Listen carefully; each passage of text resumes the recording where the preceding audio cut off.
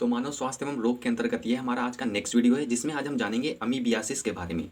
इसको इंग्लिश में भी अमीबियासिस ही कहते हैं, लेकिन कभी कभी आपको अमीबियासिस पेचिस या फिर अमीबियासिस डिसेंट्री भी लिखा हुआ मिल सकता है। तो कंफ्यूज मत होना, डिसेंट्री पूछे या फिर पेचिस पूछे या फिर अमीबियासिस पूछे, मतलब वो एक ही चीज़ पूछ रहा है, लेकिन नाम इसके अलग अलग हैं। आप चाहे तो लिख भी सकते हैं अमीबियासिस पेचिस या फिर अमीबियासिस डिसेंट्री। पेचिस को डिसेंट्री कहते हैं।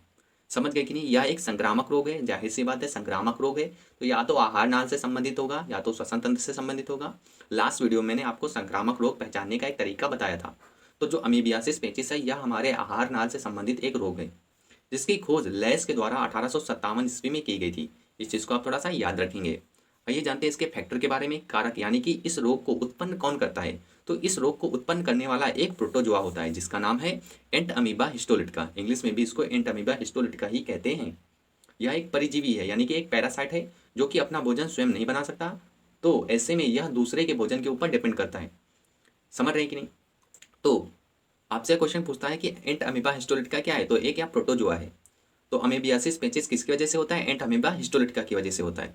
इस रोग में होता क्या है, जो ये एंट अमीबा हिस्टोलिटिका प्रोटोजोआ होता है, यह हमारे बड़ी आंत में जाकर उसको इन्फेक्ट करता है, और बड़ी आंत में हमारा पचा हुआ भोजन पहले से ही रहता है, तो ऐसे में यह आराम से वहाँ जाकर अपना खाना खाता रहता है। समझ रहे हैं कि नहीं? इसके छोटे छोटे लार्वा या फिर कह लीजिए एग पाए जाते हैं, जो जब मल के साथ बाहर आते हैं तो यह दूसरे व्यक्ति में भी रोग कर सकते हैं। तो इसी तरह आइए आगे देखते हैं कि इसका वाहक क्या है। घरेलू मक्खियाँ। जब आपने मल त्याग किया तो मल कहीं ना कहीं खुले में अगर आप करेंगे तो मक्खियाँ उस पर जाकर बैठेंगी, और मक्खियों के पैरों में वही एग चिपक जाएंगे, और जब मक्खियाँ वो आपके भोजन पर बैठेंगी तो ऐसे में आपका भोजन भी क्या हो जाएगा? संदूषित हो जाएगा, और जब आप उस भोजन को खाएंगे तो आपको भी यह रोग हो सकता है, यानी कि अमीबियासिस पेचिस आपको भी हो सकती है।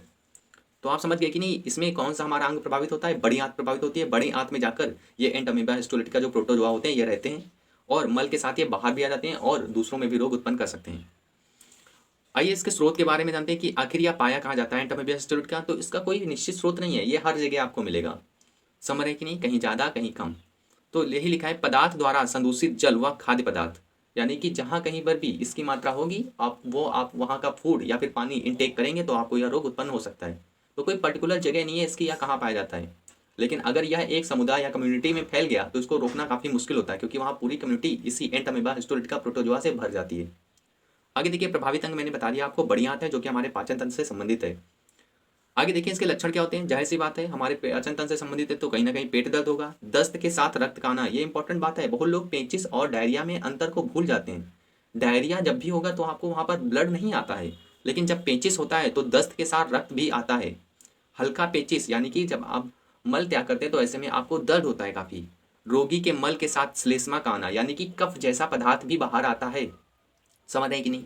और वहीं कहीं पर भी इसके अंडे भी होते हैं, और वही अंडे आगे जाकर दूसरे व्यक्ति में रोग उत्पन्न कर सकते हैं। अगर वह खुले में शौच करता है तो जरूर वह कहीं ना कहीं हमारे जब पानी के स्रोतों में वह मल जाएगा तो उस पानी के स्रोत में भी वह अंडे आ जाएंगे, और जैसे उस स्रोत को कोई ग्रहण करेगा तो उसको भी यह रोग उत्पन्न हो सकता है।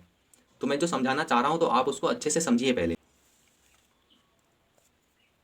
तो आइए बचाव के बारे में जानते हैं। तो जितने भी संक्रामक रोग होते हैं उनसे बचाव का एक ही तरीका होता है कि आप पानी को अच्छे से उबाल के पिएं, छान कर पिएं, और जो भोजन है उसको पकाकर अच्छे से खाएं। तो यहाँ पर यही लिखा है, दूषित भोजन व जल को सेवन ना करें। संक्रमित व्यक्ति को पृथक रखना चाहिए, यानी कि जो जिस व्यक्ति के अंदर यह रोग है उसको कमरे में अलग पृथक रखना चाहिए। उसके कपड़ों को नहीं छूना चाहिए, उसके कमरे को अच्छे से साफ करना चाहिए।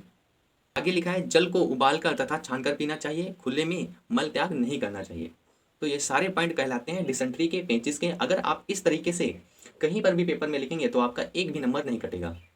तो जब भी आपसे पूछे अमीबियासिस डिसेंट्री या फिर अमीबियासिस पेचिस के बारे में, तो बस आपको इतना ही लिखना है, इसके अलावा कुछ नहीं लिखना है, और इसी में आपको फुल मार्क्स मिल जाएंगे।